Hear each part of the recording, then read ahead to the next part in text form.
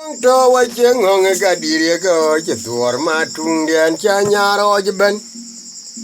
den ni won ka ga cheng ong ga dire ga tiong tuor ma tung den cha nya ro je ben o gwa ju ai wa guda mer kwa guda tura ju che ga ja nyer che ga un man bar ma kwena ko lo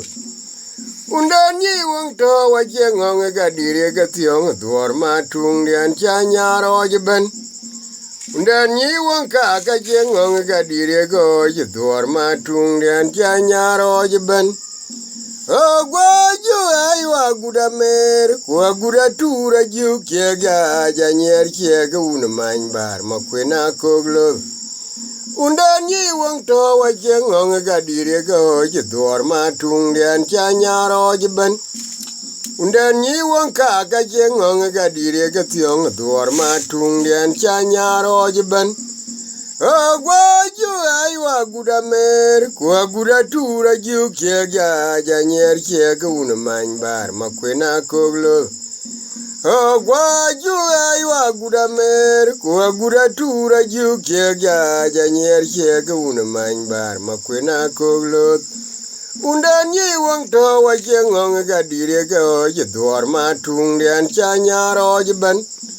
Undan yi wong ka cheng ong ga dire ga tiong tuor ma tung den cha nya ro je ben o gwa ju ai wa guda mer kwa guda tura ju ke ga ja nyer che ga un man bar ma kwena koglo le ba nyar maror ku ton de mabil Dia banyak dia jaga nyok, yang hanya dia pangwala ku kwalu kwaj, piong kwe. Dari kwe. Ada an man kere, an deng wing kur deng wang jok. Yor ngo. Piol, ana piol. Iya na piat jal kek. Wah nyar joy una gawe. Tiang tunga ma piana idua dir tunga jo anele yoge. Lei che joy una gudane chwet ke kaner ma tung yang oge jodut ma kweli de una deng ma bior yoga nang tung dor la ne koy nok ma tunga chi lei je tariet yin cha be go wena kong da e ke chinen ja kainom ke myore ra nang dora chene tung be gung ga ya nyer koy no ne ro be ke nang ran be tung ka koglot che gam kuria we to marore ke duor je weri Wanga jog dia na yor maya na koglo yor duor ga maleng di de banyang wang jog makwele no machu de gale che ga una tol der maroran i duor tia yu bimat ya le yi na kute akuna oi der yanti ne banyu wundi na tawle ga manyel ga mora tia ga achu ga ruo bwade nganya guda ja ga dul ko yo tiang mo dir ga una na maroran ya jo we tung tok Wanga jog dien una jang kwarang jor duor ka manu mi yer jakon o chuka aywa weni nyoka moj bap ka kumor nyene jodo ute marora bidu alatie wanyar joy una gawe tiang tunga ma piana idua der tunga jo wanele yoke Lei che joy una gudane chwet ke kaner ma tung de ngoge jodut ma kweli de una deng ma bor juga nang tung dor la ne koy nok ma tunga chi lei je tiamiet yin cha be go wena kong dai ke chinen ja kainom ake morera nang dora chene tung be gunga ya nyer koy no ne ro be ke Nongran betung ka koglot che gam kuria we to marore ke duor je weri Wanga jog dia na yor maya na koglo yor duor ga maleng di de banyang wang jog makwele no machu de gale che ga una tol der maroran i duor tia yu bimat ya le yi na kute akuna oi der yanti ne banyu wundi na tawle ga manyel ke ga mora tia ge o ka chu oi wade nganya ngura ja ke dul ko yo tiang mo dir ga una na maroran ya jo we tung tok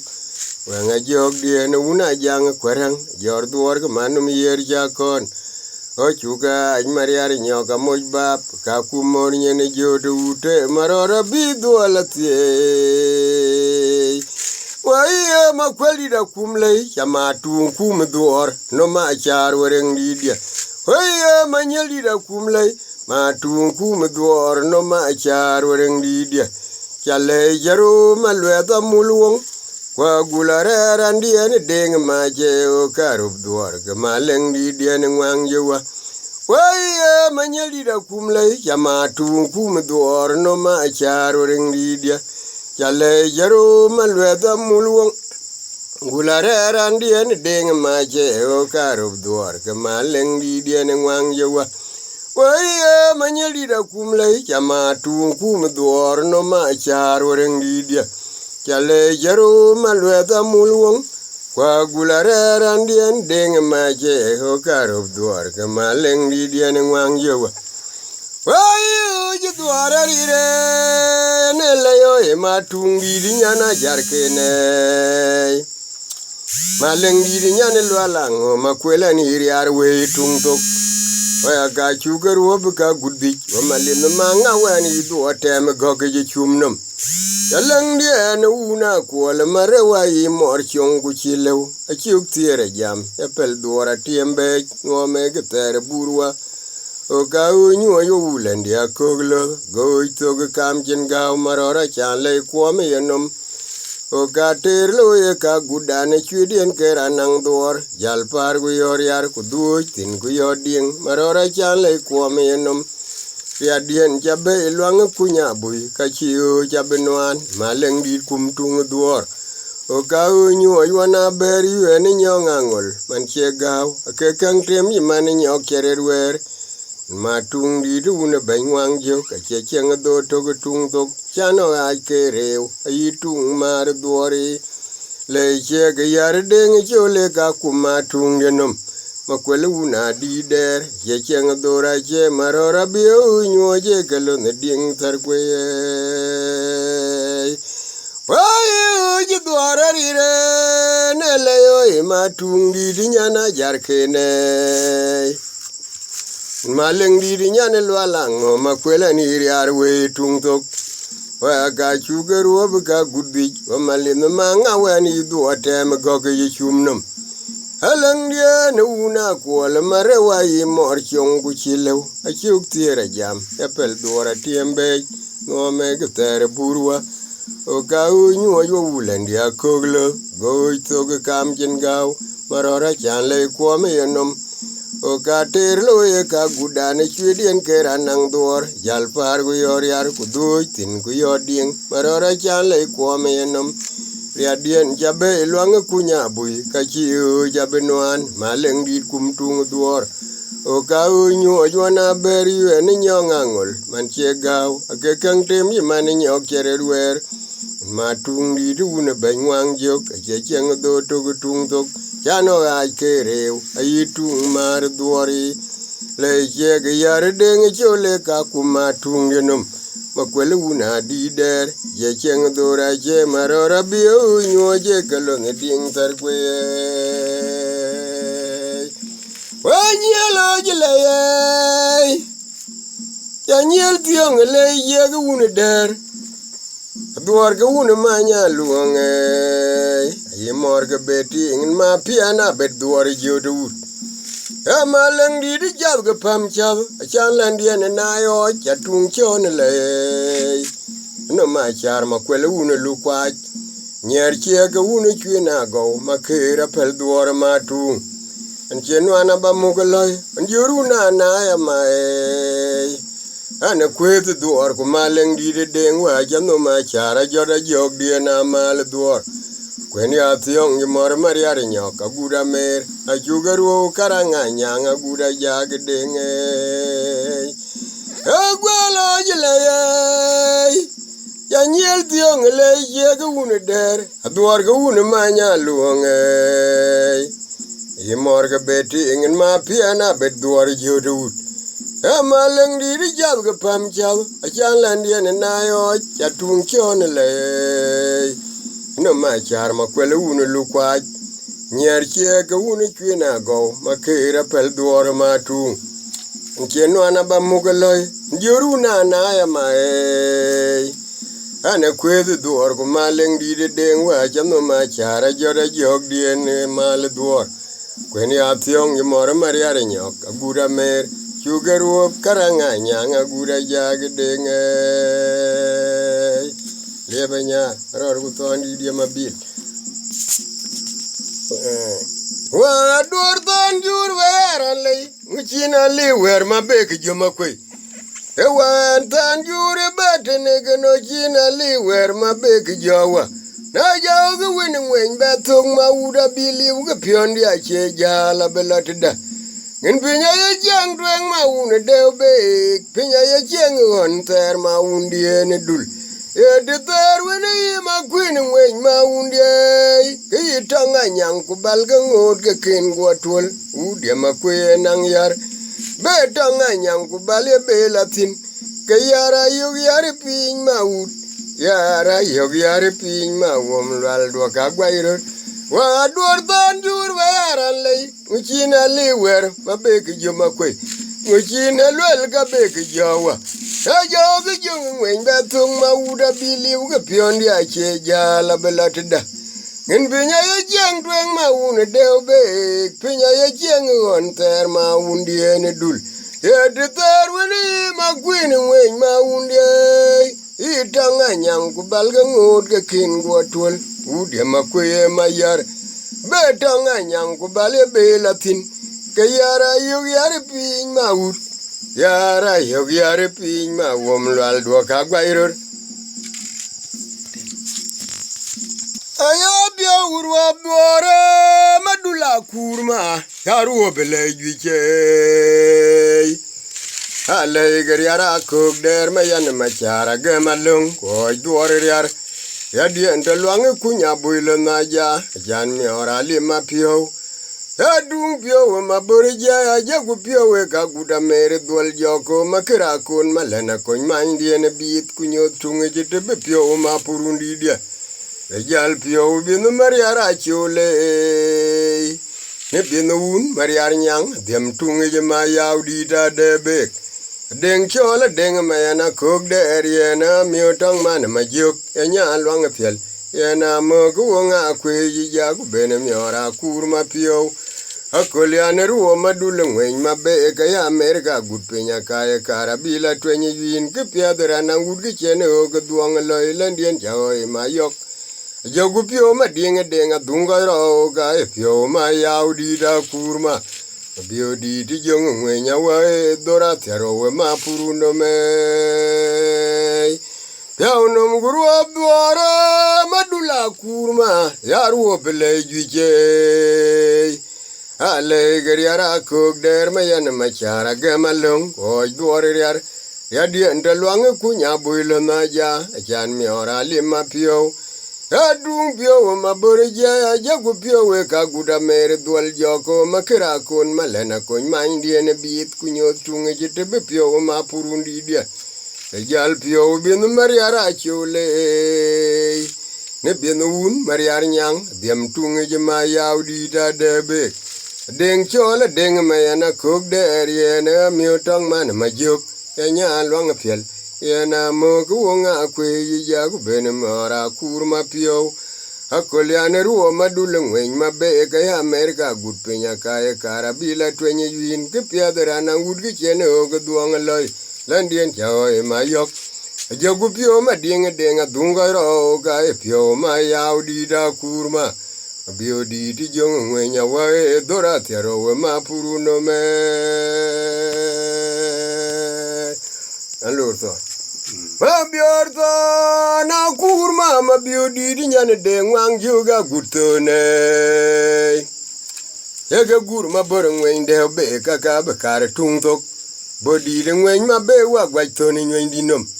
Nong were lwele mena jok nyon malena kedong yiti tondia Wanjwag le di de tona kara yorgani ton Biodi de wuna doro gunga kara domagatona lotoli nyale Mabodi yerga kurma mabiori yerga jong ngwenya we ngaye bar kunong ton kunong biaj kuchi mojala rom kunyi deti ne pyo to ga ya bo ton de ma bior to na kurma ma bio di nyane de ngwang juga gwachone elga kurma borongwen de be ka bekare tungtok bodi de ngwen ma be wa gwachone nyinginom nongwere lwele mena jog nyon malena ke dong hiti tondia onjwag le di to na gara yorgan ton bio di wuna dor gunga gara dom ge to na lo toli nyale ma bodi di yerga kurma ma biori yerga jong ngwenya we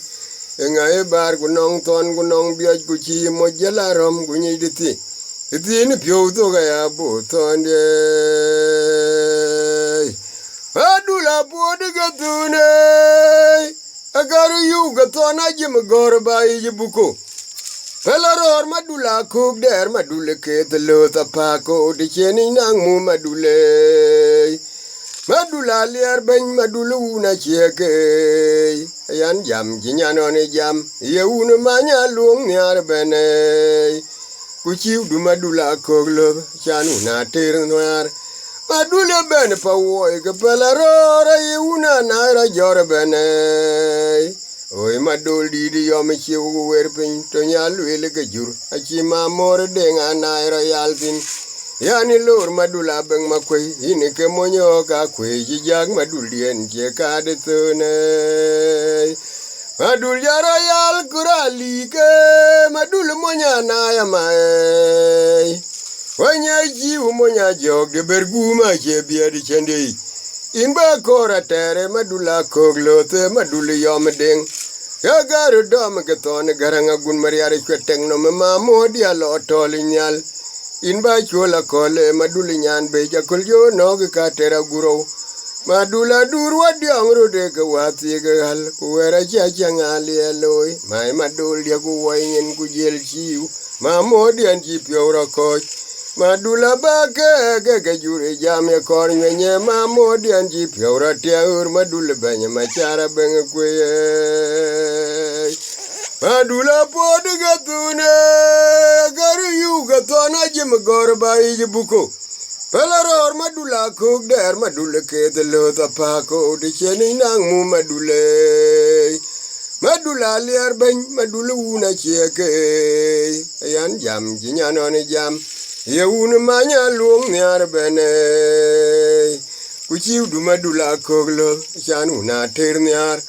madule bene pa woi ga pelarora ye una na ra jor bene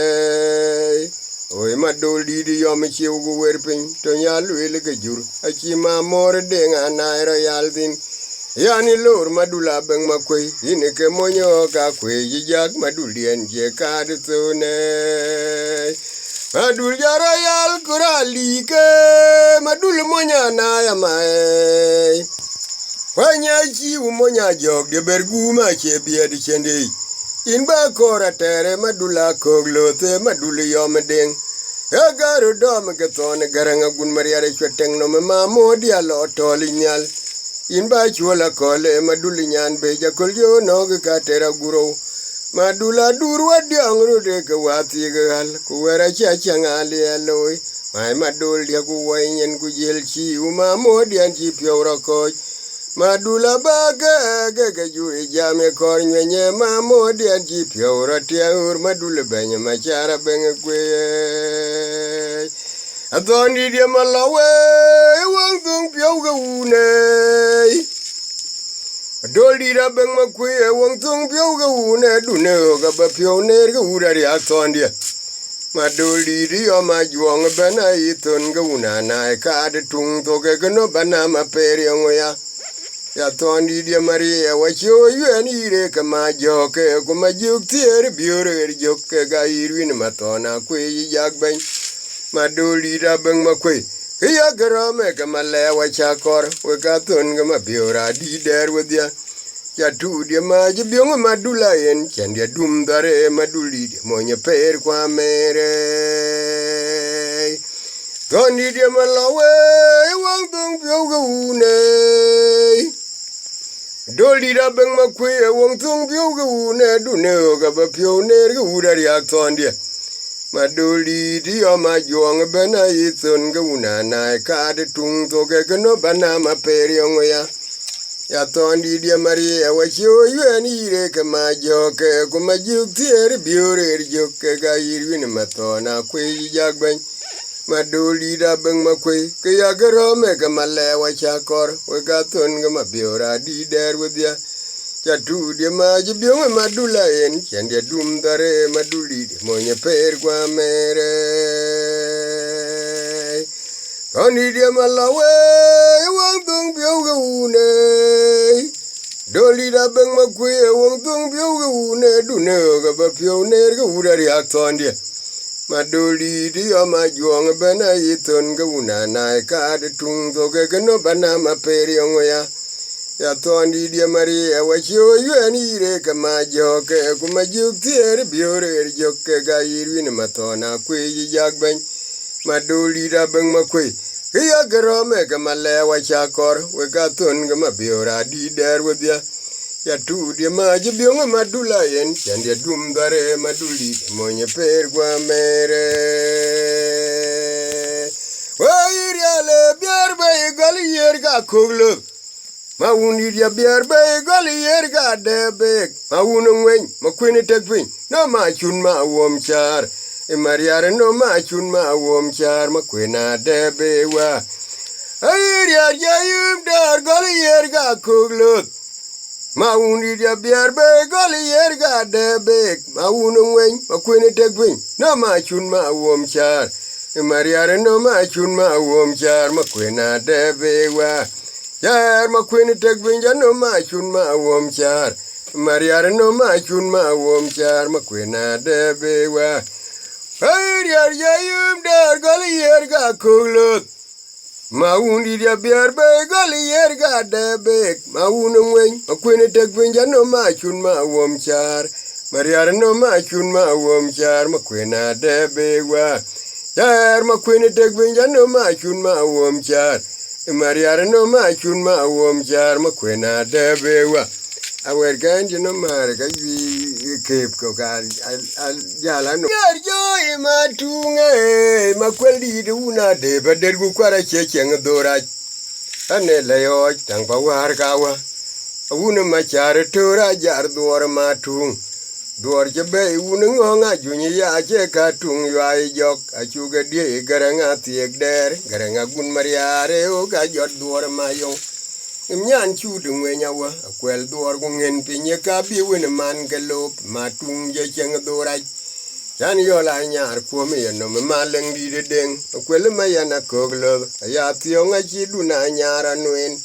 yo ga ma ya na kog dera ga mo di ne dor inde ne ko ga de nga che tuom gu beriak ne ge chi ma na deng walwel ma kwel yo ma gwale ka ya ru ka chi nga na wel ma ja tar nyen mtunga ka jenge de duanya kong dai yo ga ke di ga ma tung ye nom dor je be una je ne ngwen wa di ga ma dora wa on chan la na yin wa o jel ko tung tol dori langa yuen ma dor ya pel dor ku yin ja ye na jog di na mal ku dau ku nyok aken de tiong je ken reti ka yor je ken na guro we ku bona guda meri nyok ulonga na bor je ga ya go di di chire landien ja hoy ma pien nga jog die ne ko ga jang konwong chan duor die luni jo wa o jale jo imarore o nyer jo imatunge ma kweli de una de bader gu kwara che cheng dora ane le yo tang ba war ka wa una ma char tora jar duor ma tung duor je be una ngonga junyi ya je ka tung yai jok a chu ga die garanga tiek der garanga gun mariare o ga jot duor ma yong nyan chu de ngwenya wa akwel duor ku ngen pin ya ga bi wen man galop ma tung je cheng dora chan yo la nyar ko me no ma leng di de deng akwel ma ya na koglo ya tio nga chi du na nyara nuen yo ga ma na kog dera ga mo di ne duor inde ne ko ga de nga che tuom gu beriak ne ge chi ma na deng walwel akwel yo ma gwale ka ya ru ka chi nga na wel ma ja tar nyen mtunga ka jenge de duanya kong dai yo ga ke di ga ma tung ye nom duor je be una jene ngwen wa didiga madora wa on jala na wini wa o jel kwe tung tole duori langa yuen mador ya pel duor kuinja yena jog diena mal kudaw nyok akende tiong je koneroti kayor je kana guro we kubona guda mer nyok ulonga na borje ga ya godiri chire landien jaoe mapien wenga jog dien ko ga jang konwong chan duor diel woni jo wa ole ye jaoe marore oyer madunga makweli de una de bader ku kwara checheng dora ane leyo tangwa war kawa una machar tora jar duor matung le jebe una jene ngwen wa didiga madora wa on jala na wini wa jel kwe tung tole duori langa yuen mador ya pel duor ku india yena jog diena mal ku daw nyok akende tiong je keneroti kayor kena guro we kubona guda mer nyok ulonga na borje ga ya godiri chire landien jaoe mapien nga jog dien ko ga jang konwong chan duor diel muni jo wa ole je jaoe marore ruai mau jajungkur jaoe maleng dien dengwa dora jato na kwal tiag maleng di de ya lwel nya bol ma jataw duor ga maror maleng di dien deng wa tunga bi duna nyar wer ben duor je ja yuna jen wadi jatung tiong maleng koglo maleng dien deng wa hana dorbe ruai ma u jajunkur jaoe maleng dien deng wa dora jato na kwal tiag maleng di de ya lwel nya bol ma jataw duor ga maror maleng di dien deng wa tunga bior duna nyar wer ben duor je ja yuna jen wadi jatung tiong maleng koglo maleng dien deng wa ane dorbe ruai ma u jajunkur jaoe maleng dien deng dora jato na kwal tiag maleng di de lwel nya bol ma jataw duor ga maror maleng di dien deng u dia tunga bior ya duna nyar wer ben duor je ja yuna jen wadi jatung tiong maleng koglo maleng dien deng wa le banya maror bu to ni dia mabil